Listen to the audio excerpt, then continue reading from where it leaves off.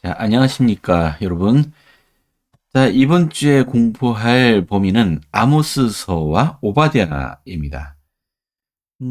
근데 사실 다루고 있는 내용은 많지가 않아서 오늘 동영상은 예전보다 좀 짧을 것 같습니다.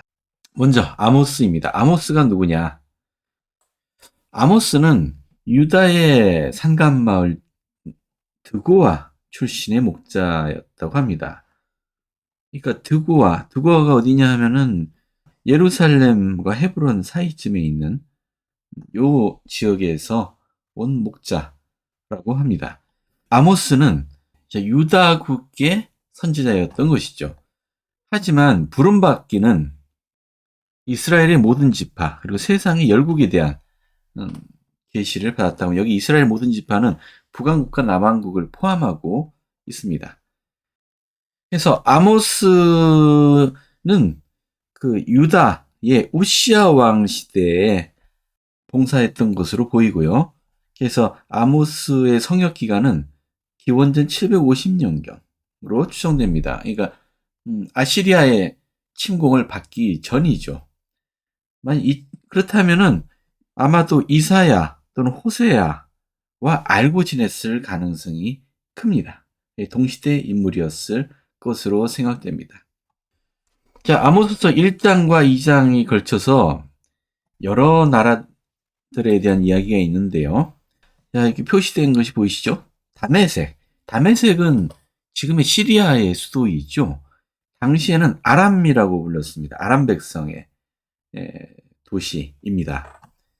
자, 이 가사는 지금의 가자 지구죠. 여기 사는 사람들은 블레셋 사람들입니다. 그리고 두로, 에돔, 암몬, 모압, 거기에 덧붙여서 유다와 이스라엘기까지 이들이 각각 주님께서 책망하실 것이 있고 이로 인해서 그들이 멸망당할 것이라고 예언하고 있는 것이 아모스서 1장과 2장의 내용입니다. 자, 학생교재의 설명입니다. 여기서 선지자 아모스는 아람인, 블레셋인, 드로인, 에돔인, 암몬인 및 모압인에 대한 주님의 심판을 예고하고 있습니다. 이상의 모든 주민들은 이스라엘인들에게 이웃이었으며 대개의 경우 성약의 백성들에게 적이었습니다. 그러한 심판을 선언한 후에 아모스는 유대 왕국과 이스라엘 왕국에 대한 심판을 설명했습니다. 그가 이스라엘의 두 왕국을 다른 나라들과 연관시킨 것은 이스라엘은 이미 거룩한 백성이 아니고 그 주변에 있는 이방 국가와 같게 되었음을 암시합니다. 이 아모스 1장 2장을 보면서 우리 여호와 하나님이 오직 이스라엘 백성들만을 위한 하나님이었느냐라는 생각을 하게 돼요.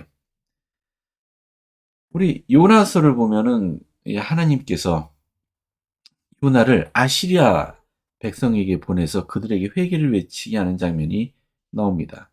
우리 여호와 하나님은 우리 성경에서는 히브리인들, 이스라엘 백성들만 편애하는 것처럼 보이지만 하나님은 모든 만인의 하나님이심을 생각하게 해주는 것입니다. 그래서 여기 이스라엘 주변에 있던 여러 나라들에 대한 하나님의 경고의 말씀을 주고 있습니다. 주님께서 각 나라들의 범법에 대해서 얘기할 때 서너 가지 죄로 말미암아서라는 표현을 써요. 자, 이 서너 가지 죄로 말미암아라는 표현은 이 죄가 무르익었음을 나타낸다고 해요. 이와 같은 형식은 잠언에도 있고요. 잠언에는 17가지라고 말하고 있고요. 마태복음 18장에 보면 7번을 7번까지라고 쓰는데 무한히 많은 것을 말하고 있습니다. 자, 이 관용구가 함축하는 것은 세 가지 범죄만도 너무 많은데 우리는 그보다 더 많은 죄를 지었다는 의미입니다. 따라서 이 서너 가지 죄라는 말은 진짜 몇 가지 죄가 안 된다는 의미가 아니고요. C.F. 케일과 F. 델리츠라는 분이 이렇게 설명합니다. 그러므로 그 표현은 작다는 것이 아니고 많다는 뜻이다. 그 중에서도 가장 나쁜 형태는 불경하다는 것이다. 이스라엘 주변에 있던 나라들 그리고 유다와 이스라엘 모두는 아주 심각한 수많은 죄들을 지었고 그로 말미암아서 그들의 죄가 무르익었다. 심판을 받게 될 것이다. 라는 의미입니다. 자, 설명이 더 있네요. 왜 이러한 국가는 벌을 받게 되었는가? 여러 국가에 대한 심판을 이야기하는 데서 아모스가 제시한 이유는 처음에는 이상하게 보일 수도 있습니다. 아무리 심각한 것이라 해도 한 가지 나쁜 행위로 한 국가 전체에 여호와의 심판이 내려질 수 있느냐? 이런 의문을 가질 수도 있는데 아모스는 영감을 받아서 시적인 표현을 사용한 것입니다. 그는 각 나라의 사악함의 한결을 극적으로 나타내는 어떤 행위나 특성을 선택했는데요. 언급한 하나의 행위는 그 나라가 얼마나 깊은 사악함에 빠져들었나를 보여주는 것입니다. 자, 이 도표는 아모스서에 언급되어 있는 이 각 나라들의 죄악에 대한 이 예시로 든 것을 설명한 것인데요. 뭐 중요하지는 않지만 참고로 해두십시오. 자, 먼저 다메섹, 여기 지금은 시리아라고 생각하시면 됩니다. 이스라엘 북쪽에 있죠. 그들은 철 타잡기로 타작하듯 길르앗을 압박하였다라고 아모스에는 이야기하고 있는데요. 이 길르앗은 갓, 루벤, 므낫세 지파들이 거주하던 아르논 강 동편의 땅의 일부였답니다. 아람인들이 하사엘 통치하에 그것을 정복했을 때 그들은 철 타작기로 치듯이 포로들을 야만스럽게 대했다고 합니다. 자, 여기 언급되고 있는 이들의 죄악은 아모스 같은 대표적인 죄악 한두 가지씩일 뿐입니다. 자, 이 정도로 그들은 무자비한 백성이었다는 얘기죠. 자, 가사는 블레셋이죠. 그들은 모든 사로잡은 자를 에돔에 넘겼다고 했는데요. 이 구절은 여호람 통치하에 블레셋인들이 유다를 침노한 것을 말하는 것입니다. 그들은 그 모든 포로를 이스라엘의 적국인 에돔에게 팔았습니다. 이 에돔, 좀 이따가 오바댜서에 에돔이 멸망할 것을 예언하고 있죠. 두로, 그죠? 에돔, 암몬. 암몬은 길르앗의 아이벤 여인의 배를 갈랐다고 했는데요. 우리 구약에는 자주 언급되지 않는 거지만 어쨌든 이 암몬 백성들은 무서운 사막 백성이었고 임신한 여인을 죽이는 것 같은 잔인한 기질을 가진 그런 사람이었다라고 생각합니다. 하여튼 뭐 이런 죄들을 언급하면서 이 백성들이 멸망할 것을 예언하고 있습니다. 우리가 주목하고 싶은 것은 여기 유다와 이스라엘입니다. 자, 뭐 여러 가지 말이 있지만 이것으로 대표할 수 있겠네요. 자, 이렇게 아모스는 얘기합니다. 너희가 나실 사람으로 포도주를 마시게 하며 또 선지자에게 명령하여 예언하지 말라 하였느니라. 이것이 어떤 의미라고 생각하세요? 나실 사람으로 포도주를 마시겠다. 선지자에게 예언하지 말라고 했다. 우리 나실 사람, 즉 나실인은 자신의 삶을 하나님께 바치겠다라는 성약을 맺은 사람을 나실인이라고 하죠. 그리고 이 나실인의 성약을 맺은 사람에겐 두 가지 특징이 있습니다. 하나는 술을 마시지 않는 것, 또 하나는 머리를 자르지 않는 거죠. 근데 그들에게 포도주를 마시겠다. 하나님과의 성약을 무시했다는 얘기잖아요. 자, 또 선지자에게 예언하지 말라는 얘기는 선지자는 하나님의 말씀을 전하는 예언자인데 그들에게 명령해서 예언하지 말라 했다. 자, 우리 학생교재 설명을 좀 읽어볼까요? 자, 유다와 이스라엘이 형벌을 받는 이유는 다른 이방 국가가 벌을 받는 것과는 다르다라고 설명합니다. 여호와를 버리고 사악해졌다는 것 외에는 달리 언급된 행위가 없습니다만은 이스라엘은 하나님의 율법을 받았습니다. 그러니까 당연히 그들에게는 더 많은 것이 기대되는 것입니다. 자, 7절에 힘없는 자의 머리를 티끌 먼지 속에 밟았다는 얘기는 강난 자를 억압했다는 얘기죠. 멸시하고 억압했다는 얘기입니다. 그들은 공의나 자비심이 없었음을 나타냅니다. 자, 이 개념은 사람들이 비참한 지경에 있는 가난한 사람들을 자기들이 재미로, 보기를 원하여라고 되어 있는데 재미로 그들의 머리를 흙에 던져 넣었다는 얘기입니다. 아모스는 이스라엘인들이 나실인에게 포도주를 마시게 하여 그들을 혼탁하게 한 것을 꾸짖었습니다. 그는 또한 그들이 선지자에게 명하여 예언하지 말라 한 것도 꾸짖었습니다. 분명히 이스라엘인들은 이러한 주님의 종들을 무시하여 모든 사람들이 그들 나름대로 생활하고 그렇게 하는 데서 편안함을 느낄 수 있기를 원했던 것 같습니다. 여기 나실린이라고 하는 것은 자, 이 나시린들은 주님에 대한 그들의 종교의 영적인 본질을 나타내기로 정해진 사람들인데, 예, 자, 이스라엘 백성들은 그들을 성약을 무시하게 하고, 자, 선지자의 사명을 행하지 못하도록 억압하는 그런 백성들이었다. 이것이 그들이 멸망하는 이유로서 주어지고 있습니다. 자, 아모스는 이렇게 설명합니다. 자, 아모스서 3장 7절입니다.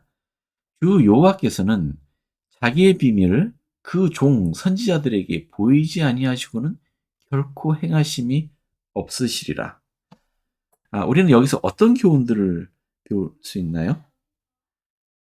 자, 여호와께서는 어떤 일을 있기 전에 반드시 선지자들에게 말씀하신다. 그러죠? 그리고 따라서 이 선지자들은 여호와께로부터 부름받은 자들이다. 자, 이런 것들을 알 수 있죠. 지금 아모스가 어떤 경고를 하고 있습니까? 이 선지자 아모스가 어떤 경고를 하고 있습니까? 유다와 이스라엘 그리고 그 주변국에게 각각 재앙이 내릴 것임을, 그들이 멸망할 것임을 보여주고 있지 않습니까? 선지자가 말씀하고 계세요. 우리 학생 교재에 있는 설명을 같이 읽어보겠습니다. 아모스 3장 7절은 선지자의 역할에 관해서 분명히 말하고 있습니다. 엘 앤든 테너 회장은 이렇게 말씀했습니다. 하나님께서 태초부터 지금까지 늘 그의 자녀들에 대하여 관심을 갖고 계시다는 사실을 확실하게 하는 성구는 많이 있습니다. 그러므로 우리는 후기에 우리를 인도하시기 위하여 선지자를 통해 주시는 하나님의 끊임없는 계시를 믿어야 합니다. 아모스 선지자는 이렇게 말했습니다. 주 여호와께서는 자기의 비밀을 그 종 선지자들에게 보이지 아니하시고는 결코 행하심이 없으시리라. 우리 최근에 아마겟돈 전쟁에 대해서 한번 정리해 봤었습니다. 그리고 어떤 무서운 일들이 앞으로 일어나야 하는지 또 이제 함께 살펴보았습니다. 하지만 우리 성도들에게 있어서 그것을 두려워할 필요 없는 것은 선지자가 계시기 때문입니다. 선지자께서는 앞으로 무슨 일이 있을지, 그리고 아마겟돈 전쟁이나 그와 같은 어떤 일이 있을지라도 우리 지금 살아계신 선지자를 통해서 분명히 우리들에게 경고하실 것이고 뭔가 준비하도록 권고하실 것입니다. 우리는 선지자의 말씀에 귀 기울여야 합니다.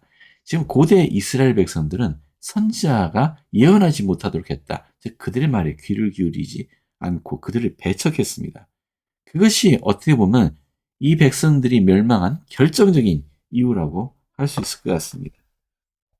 자, 아모스서 8장에 있는 예언입니다. 자, 이것도 우리 후기 성도들에겐 중요한 기억해야 할 예언입니다. 자, 8장 11절입니다. 주 여호와의 말씀이니라. 보라, 날이 이를지라 내가 기근을 땅에 보내리니 양식이 없어 주림이 아니요 물이 없어 갈함이 아니요 여호와의 말씀을 듣지 못한 기갈이라. 사람이 이 바다에서 저 바다까지 북쪽에서 동쪽까지 비틀거리며 여호와의 말씀을 구하려고 돌아다녀도 얻지 못하리라. 기근이 있을 거라고 했잖아요. 기근. 우리 기근이라고 하면 보통 비가 내리지 않아서 발생하는 게 기근이죠. 근데 여기서 말하는 기근은 양식이 없거나 물이 없어서의 기근이 아니고 여호와의 말씀을 듣지 못한 기갈입니다. 왜 백성들이 여호와의 말씀을 듣지 못하는 이런 기근을 겪게 되죠? 하나님께서 그의 선지자를 물리셨기 때문이죠. 하나님의 말씀은 선지자를 통해 주시는데요. 사람들이 선지자를 거부할 때 하나님께서는 그들을 데려가십니다. 그러면 말씀을 듣지 못한 기갈이 생기게 되죠. 이것을 우리는 배도라고 하죠. 배도. 아모스가 말하는 배도는 좀 더 큰 것 같습니다. 이 바다에서 저 바다까지, 북쪽에서 동쪽까지 비틀거리며 여호와의 말씀을 구하려고 돌아다녀도 얻지 못하리라. 자, 이 정도 광범위한 배도를 우리는 그냥 배도가 아니고 대배도라고 합니다. 자, 우리 학생 교재를 좀 볼까요? 여기서 우리는 예언의 이중성의 사례, 그러니까 한 예언으로 두 가지 이상의 의미를 갖는 예언의 사례를 보게 되는데요. 아모스는 주님의 말씀을 대신하여 기근을 예언했는데 그 기간은 이스라엘과 유다의 배도 시기에 분명히 발생했습니다. 기원전 400년부터 주후 30년에 시작된 침례 요한의 성역기 때까지 요 사이 기간에 주후 400년이 뭐냐면 이 마지막 선지자 말라기라는 선지자가 봉사한 게 기원전 400년경입니다. 그러니까 말라기 선지자를 끝으로 유다에는 선지자가 없었습니다. 그리고 나타난 최초의 선지자가 침례 요한입니다. 그러니까 400년 이상의 기간 동안 유대인들에겐 선지자가 없었습니다. 그래서 이것이 한 가지고요. 또 하나 아모스의 예언은 후대에 와서도 성취되는데 그리스도께서 그의 교회를 지상에 다시 세워놓으신 후에 결국은 배도의 상태로 빠져들었고 다시 계시가 그쳤으며 하나님의 말씀으로 인한 큰 기근이 있었습니다. 이 기근은 천여 년 동안 짧은 기간이 아니고 1000년 이상 계속되었습니다. 1000년 이상 걸친 이 배도의 기간, 아모스가 설명했듯이 영적인 하나님의 말씀을 듣지 못하는 기근, 우리는 이것을 대배도라고 하죠. 그러니까 아모스의 이 예언은 한 가지 이상의 의미를 가지고 있다는 걸 볼 수 있습니다. 자, 조셉 B. 워슬린 장로님 말씀이 있는데 여러분 이 말씀에 동의하시는지 한번 생각해 보세요. 자, 우리는 오늘날 유럽 사람들이 끊임없이 영적으로 갈구하고 있음을 보았습니다. 왜냐고요? 그들의 심령이 몹시 굶주리고 있기 때문입니다. 이 심령의 굶주림을 복음의 진리로 충족시키지 않는다면 그들의 삶은 공허하고 평안을 누릴 수 없습니다. 세상의 현자라는 자들이 주창한 경제 철학의 혼합은 문제들을 거의 풀지 못했으며 참된 행복을 가져다주지 못했습니다. 그런 무용한 해결책은 인간으로 하여금 세상적인 물질만을 추구하도록 이끌었으며 하나님의 계명에 따름으로써 확고히 설 수 있는 의로운 생활만이 참다운 행복을 가져다 준다는 진리를 외면케 했습니다. 복음 이외에는 아무것도 이러한 간절한 심령의 굶주림을 채워줄 수 없습니다. 우리는 이 굶주림을 찾아내고 들추어내어 사람들에게 알려야 할 사명이 있습니다. 저는 유럽에서 기근을 땅에 보내리니 양식이 없어 주림이 아니요 여호와의 말씀을 듣지 못한 기갈이 있을 것이란 여호와의 말씀이 이루어지고 있는 것을 보았습니다. 여러분들은 어떠세요? 실제로 이 말씀을 듣지 못한 이 주림을 경험해 보셨나요? 아니면 이런 주림을 경험한 사람을 알고 계시나요? 여기 실제로 영적인 갈증을 느꼈던 한 사람의 이야기가 있습니다. 자, 우리 교회 역사에 나오는 한 사례 이야기인데 한번 이 비디오를 여러분 함께 보시면 좋겠습니다. 사람들이 인자를 누구라 하느냐? 더러는 침례 요한, 더러는 엘리야. 어떤 이는 예레미야나 선지자 중에 하나라고 하나이다. 너희는 나를 누구라 하느냐? 주는 그리스도시요 살아계신 하나님의 아들이시니이다. 바요나 시몬아, 네가 복이 있도다. 이를 네게 알게 한 이는 혈육이 아니요 하늘에 계신 내 아버지시니라.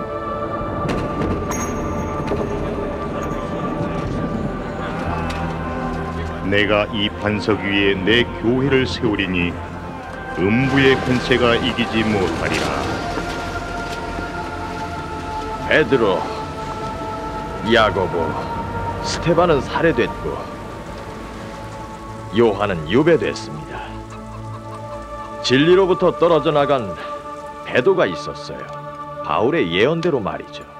그리고 사도들이 다 죽자 교회는 본래 조직을 상실했고 하나님 왕국의 열쇠도 지상에서 거둬졌습니다. 선생님, 그럼 이젠 어디서 진리를 찾아야 하나요? 저도 모르겠어요. 하지만 경전 말씀은 확실하니까 예언자와 사도는 있어야 되죠. 아모스서를 보세요. 주 여호와께서는 자기의 비밀을 그 종 선지자들에게 보이지 아니하시고는 결코 행하심이 없으시리라. 맞아요. 그러나 전도자는 오늘날 우리 신앙이 좋으니까 기적과 더불어 그런 분들은 불필요하다고 합니다. 그러나 세상에 암흑기 때나 필요했다죠. 차라리 지금이 세상의 암흑기였으면 좋겠군요. 당시엔 예언자와 사도가 하나님에게서 계시를 받아 사람들을 인도했었으니까요. 주 하나님께서 곧 한 사람과 예언자와 사도 및 세상 어느 때나 있었던 모든 은사, 권세, 축복을 지닌 교회를 일으켜 세우실 걸로 나는 믿습니다. 우린 바로 그런 교회를 찾아야 합니다. 예수 그리스도 당시와 똑같은 그런 교회 말이죠. 그런 교회가 존재하지 않는다면요? 그렇다면 길을 보여주시길 주께 간구해야겠지. 비가 그칠 것 같으니까 난 이만 가봐야겠군요. 저녁 잘 먹었어요. 고맙습니다. 에이펙, 다음에 또 얘기 나눕시다. 윌포드도 잘 있거라. 안녕히 가세요.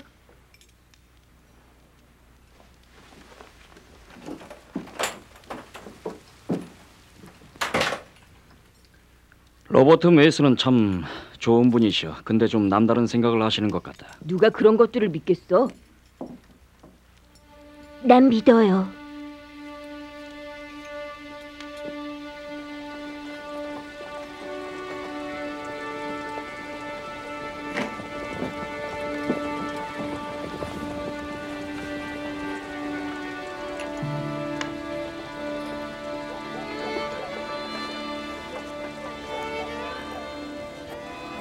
근데 성경을 보면 하나님은 자기 형상대로 인간을 창조하셨다고 하셨잖아요. 하나님은 우리 같은 육신이 없다네. 육신이 있다면 어떻게 동시에 여러 곳에 계실 수가 있겠는가? 모세는 하나님과 대변해 말했다고 했지 않습니까? 하지만 목사님은 하나님은 영이라고 가르치시잖아요. 그렇지. 하나님은 영이시네. 성경에 나오는 것들은 영적으로 봐야지. 문자그들에 의해서는 안 되지. 예수님은 그러셨죠. 사람이 물과 성령으로 나지 아니하면 하나님 나라에 들어갈 수 없느니라. 이거야말로 문자적인 뜻 아닌가요? 왜 예수 그리스도가 하신 대로 침례에 관한 교리를 가르치지 않으시는 거죠? 젊은이, 우리는 영광스러운 복음의 광채 가운데 살고 있다네. 그런 교리는 필요 없어요. 그럼 먼저 가보겠네. 대체 뭐가 불필요하다는 거죠? 불필요하다고요? 주님 자신이 침례를 받으셨는데도요? 모두들 자기식으로 경전을 두드려 맞춰 자기 생각과 혼합시키는 것만 같아. 참. 대체 진리는 어디 있을까? 왜 그리 혼란스러운 게 많지? 주님의 영이 당신에게 뭔가 중요한 것, 즉 수년 전에 본 시연을 말하라고 하시는구만. 어느 날 밭에서 일을 하는데 갑자기 한 시연에 이끌려 과수원에 내가 가 있더고. 배가 고프길래 먹을 열매가 있나 찾아봤지만 하나도 보이질 않는 거야.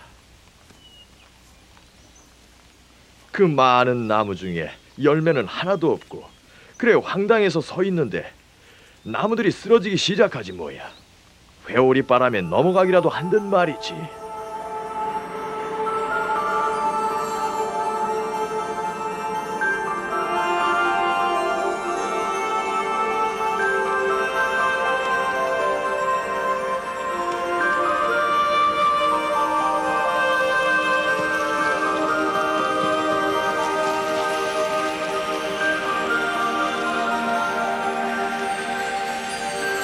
나는 성을 뻗어 열매를 좀 따서 기쁨에 차 바라보았다니.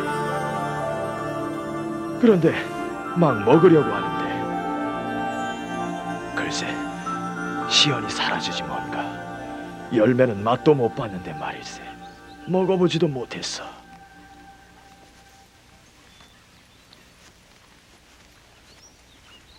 무릎을 꿇고 주님께 그게 뭘 뜻하는지를 여쭈었네.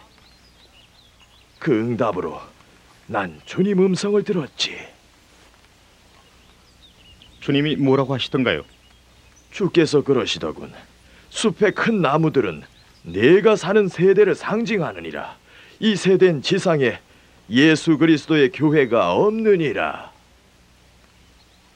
하지만 다음 세대에 가면 나 주가 지상에 내 왕국과 교회를 세울 것이니라. 왕국의 열매 또한 다시 이 지상에서 충만히 발견될 것이니라. 너는 살아서 그날을 보며 그 열매를 만져보겠으나 살아서 이를 취하게 되는 일은 결코 없으리라. 내 말 잘 듣게 윌포드. 주님 영이 이 말을 하라고 하시는군. 나는 생전에 그 열매를 취하지 못하겠지만 자네는 취하게 될 걸세. 그러니 가서 그걸 찾게나.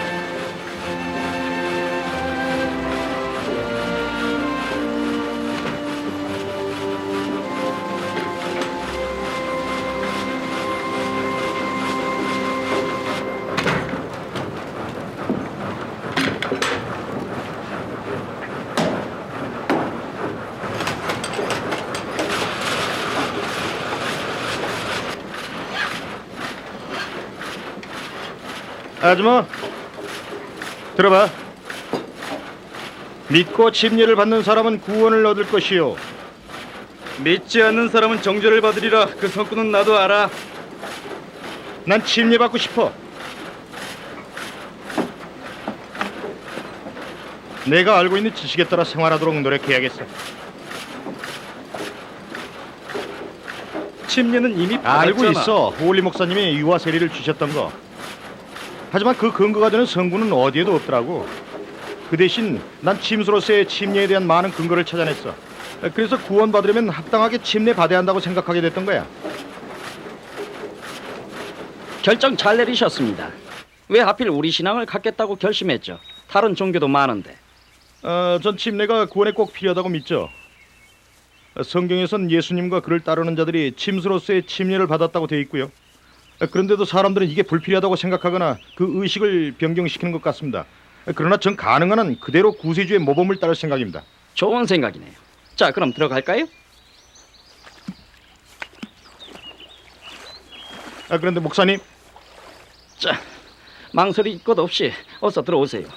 물도 그리 차갑지 않은데. 의식을 집행해 주시는 건 감사한데 하나 이해해 주실 게 있어요.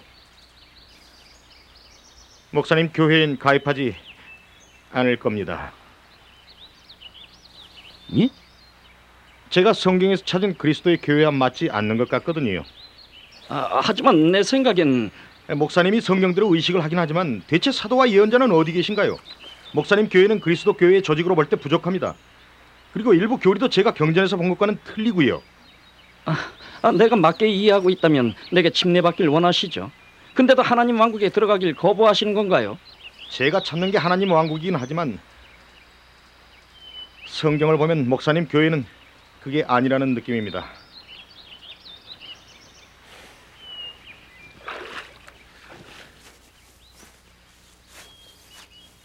그런다고 해서 목사님이 한 선의의 영혼을 나무라지는 않으시겠지요?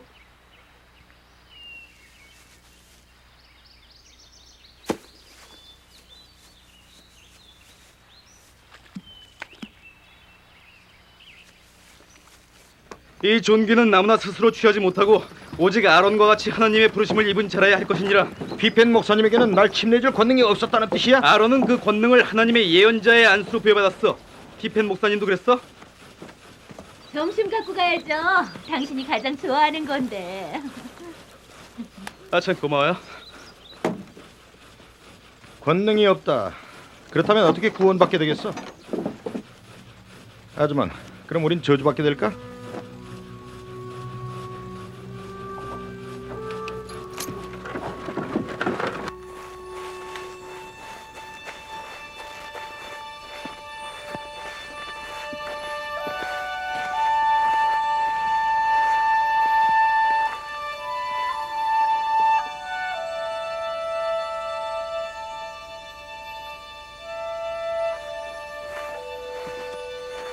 백여 킬로미터를 걸었습니다. 잠시 들러봐야겠다는 느낌이 든 건 이곳이 처음이에요.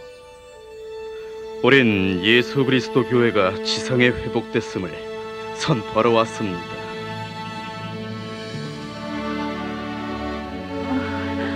어서 오세요.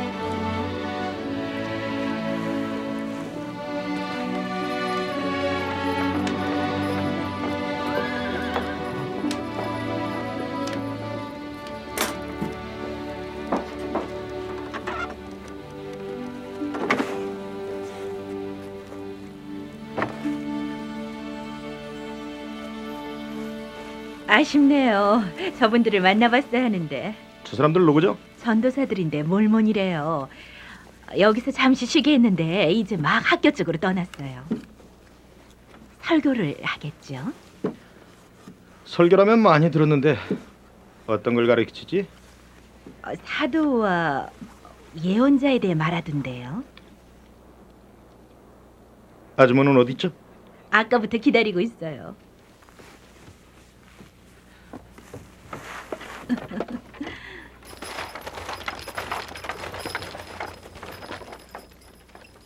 그러나 분명히 말씀드리는데 주님이 자신의 왕국을 다시 한번 지상에다 세우고 계십니다.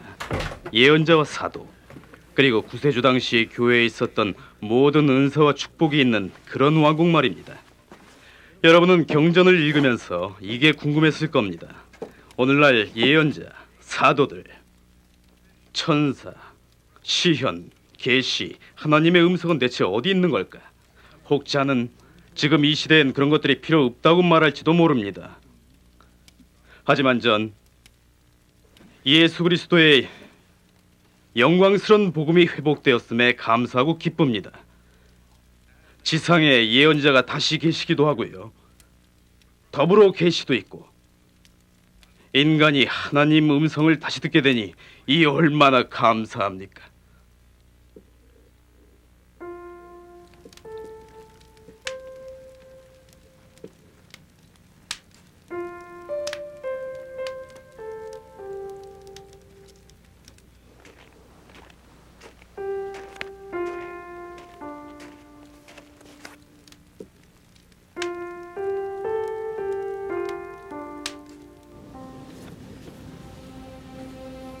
침례받고 싶습니다.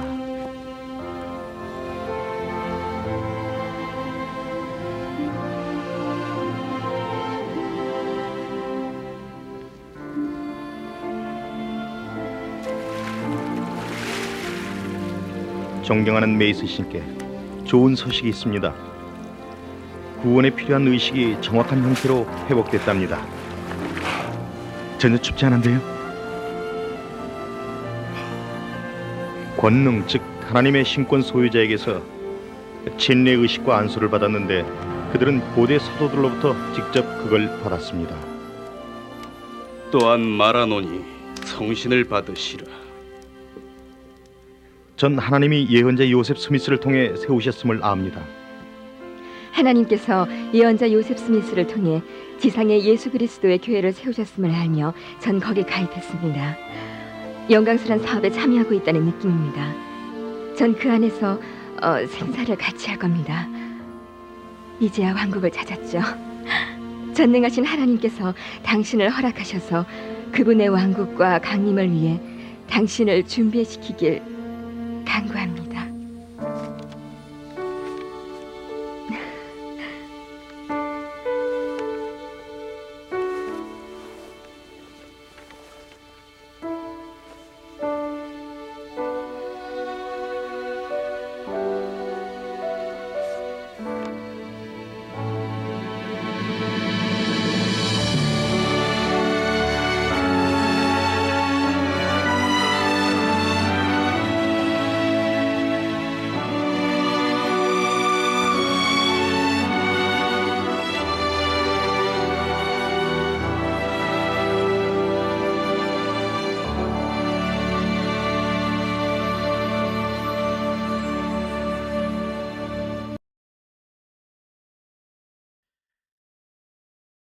자, 이 복음은 분명히 말하고 있습니다. 이 영적인 굶주림, 갈증, 참된 행복을 얻지 못하는 이 상태는 참된 복음의 진리가 아니고서는 결코 해소할 수 없다는 것을 말하고 있습니다. 자, 이 기근은 복음의 회복으로 인해서 지구 전체에 걸쳐 기근이 끝나게 되었습니다. 지금은 온 세상 사람들에게 이 생명수의 말씀을 전하는 시기입니다. 자, 이제 아모스서에서 우리가 공부할 만한 건 이 정도네요. 자, 오바댜를 보겠습니다. 자, 오바댜가 누구냐? 그러니까 아모스와 뭐 비슷한 시기에 살았던 선견자였습니다. 그래서 오바댜도 아마 이사야나 뭐 호세아와 알고 지냈을 겁니다. 근데 오바댜라는 사람이 누구냐에 대한 거는 거의 알려진 게 없습니다. 우리 구약 성경에서 가장 짧은 성경인 오바댜서를 좀 살펴보겠습니다. 먼저 오바댜는 에돔에 대한 심판으로 시작합니다. 에돔이 어디냐면 여기 지도를 보시면은 여기 예루살렘이 있고 이쪽 유다 땅이죠. 여기가 에돔입니다. 여기가 에돔. 우리 에돔에 대해서 이 에돔이라는 명칭에 대해서 알고 계시나요? 원래 에돔이라는 명칭이 이 에돔 민족의 시조가 누군지 아시나요? 우리 창세기에 보면은 자, 이삭에게는 두 아들이 있었죠. 쌍둥이 아들입니다. 그 먼저 나온 아들의 이름이 에서죠. 에서는 붓다라는 이름이고요. 야곱, 그 다음에 나온 아들이 야곱이었죠. 우리 야곱이 지금 우리가 말하는 이스라엘 백성의 선조이고요. 야곱의 다른 이름이 이스라엘입니다. 그죠? 그리고 이 형 에서의 다른 이름이 바로 이 에돔입니다. 그러니까 에돔과 이스라엘은 형제국이라고 할 수 있어요. 그런데도 특히 에돔은 이스라엘을 굉장히 적대시했던 것 같습니다. 시드니 비 스페리라고 하는 우리 교회에서 유명한 경전학자이죠. 이렇게 설명했습니다. 이스라엘과 에돔의 관계의 역사는 처음부터 시기와 징후로 가득 찼습니다. 창세기 36장 1절에 보면은 에서 곧 에돔의 족보는 이러하니라 라는 말을 볼 수 있습니다. 이것은 우리에게 에서와 그의 동생 야곱, 이스라엘이 태어나기 전부터 우위권을 놓고 다투는 것을 상기해 줍니다. 유명한 거죠. 에서는 팥죽 한 그릇에 동생에게 장자권을 팔았으며 결국은 거룩한 축복의 상속까지도 팔게 되었습니다. 에서는 가나안 여자와 결혼하였는데 이 사실이 그 부모를 슬프게 했었죠. 그래서 자, 둘째 아들인 야곱에게 절대로 가나안 여인과 결혼하지 말고 어머니 리브가의 고향에 가서 거기서 아내를 맞도록 보내죠. 그래서 에돔은 그 악함과 이스라엘에 대한 끊임없는 증오 때문에 바벨론과 같이 우리가 세상을 얘기할 때 바벨론에 비유하잖아요. 근데 바벨론 말고도 에돔이라고도 하기도 합니다. 바벨론과 에돔 동일하게 취급합니다. 우리 성경에서는. 자, 에돔이 왜 멸망할 정도로 죄를 지었느냐? 우리 오바댜는 두 가지를 얘기하고 있네요. 자, 첫째, 내 형제 야곱에게 행한 포악으로 말미암아 부끄러움을 당하고 영원히 멸절되리라. 자, 그리고 두 번째, 내가 형제의 날 곧 그 재앙의 날에 방관할 것이 아니며 유다 자손이 패망하는 날에 기뻐할 것이 아니라. 이 에돔은 이스라엘과 유다가 멸망할 때 그것을 방관했다. 또 오히려 그들이 멸망을 걸 기뻐했다. 자, 우리 학생기에도 이렇게 설명하고 있습니다. 첫 번째, 동생 야곱에 대하여 보인 악한 감정. 에서가 보인 악한 감정이죠. 두 번째, 재앙의 날에 유다가 멸망할 때 유다의 자녀들의 멸망을 즐거워했다. 심지어는 느부갓네살이 예루살렘을 함락하였을 때 그들을 도와주기까지 했다라고 믿는다고요. 자, 우리 에돔에 대해서 잘 모르실 텐데 요 유적은 기억나세요? 요 유적이 유명한 게 인디아나 존스라는 영화 3편에 인디아나 존스 최후의 성전이라는 그 영화에 나왔던 유적이죠. 자, 요걸 페르타 유적이라고 하는데요. 페트라 유적이라고 하면 죄송합니다. 페트라 유적이라고 하는데요. 이게 아마 이곳이 에돔의 수도가 아니었을까 생각을 해요. 이 페트라 유적은 이렇게 보시듯이 양측의 높은 절벽 사이로 아주 좁은 길만 나 있어요. 그러니까 적의 침공을 막기 쉬운 장소로 되어 있습니다. 자, 이것이 몇 가지 알려주는 것은 그만큼 에돔 땅에 사는 사람들은 적에게 쉽게 노출되고 있었다. 그들의 삶이 녹록지 않았다는 것을 보여주고 있고요. 이렇게 천연 요새를 만들었음에도 불구하고 결국에는 멸망당하고 말았다는 것을 보여주고도 있습니다. 자, 에돔. 자, 오바댜서에서 또 하나 보고 싶은 것은 자, 마지막 두 개의 절입니다. 자, 사로잡혔던 이스라엘의 많은 자손은 가나안 사람에게 속한 이 땅을 사르밧까지 얻을 것이며 예루살렘에서 사로잡혔던 자들 곧 스바랴스에 있는 자들은 네겝의 성읍들을 얻을 것이라.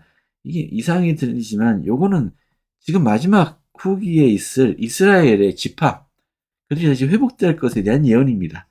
지금까지 너무나 많이 다뤘기 때문에 뭐 구체적인 설명은 하지 않을게요. 자, 중요한 건 요거입니다. 구원받은 자들이 시온산에 올라서 에서의 산을 심판하리니 나라가 여호와께 속하리라. 이게 무슨 말이냐? 구원받은 자들이 누구고 시온산은 또 뭐고? 그죠? 에서의 산을 심판한다.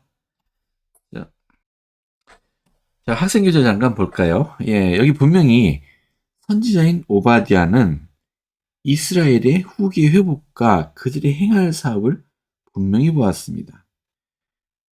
여기 이스라엘의 회복. 이건 단순히 혈통상의 이스라엘이 아니고 우리 회복된 복음에 의해서 이스라엘 백성이 되는 우리 후기 성도들을 의미한다라고 보시는 게 맞을 것 같아요. 자, 시온산의 구원자. 자, 경전에서 밝혀진 바와 같이 이 후기의 특징 중 하나는 지상의 구원자들이 나타난다는 것입니다. 이 구원자는 뭘 말하는 걸까요? 자, 어떻게 그들이 시온산의 구원자가 될 수 있습니까? 자, 성전을 짓고 침례반을 세워서 그들의 선조들을 위하여 모든 의식과 침례, 확인, 시승, 기름 부음, 성인 및 안수를 받으며 그들이 첫째 부활에 나와 영광의 보좌로 들려지게 함으로써 가능합니다. 즉 자녀의 마음을 아비에게로, 아비의 마음을 자녀에게로 묻게 해주는 사실이 있으며 이것이 엘리야의 사명입니다. 여기서 구원자, 시온의 구원자라는 것은 우리 후기 성도들이죠. 이들이 어떻게 구원자가 됩니까? 누구를 구원합니까?